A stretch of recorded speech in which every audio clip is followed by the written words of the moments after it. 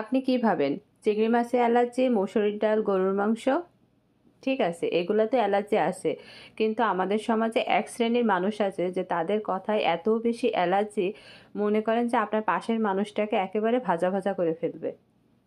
আমার মনে হয় এই খাবারগুলো যাদের অ্যালার্জির সমস্যা আছে তাদের কিন্তু খুব বেশি প্রিয়।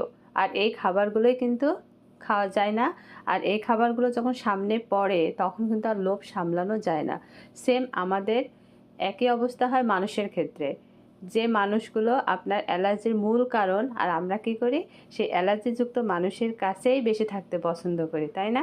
কারণ সেই মানুষটার কাছে আমরা অনেক কিছু আশা করি, ভরসা করি এবং তার কাছে মনের কথা সব কিছু বলে দিই।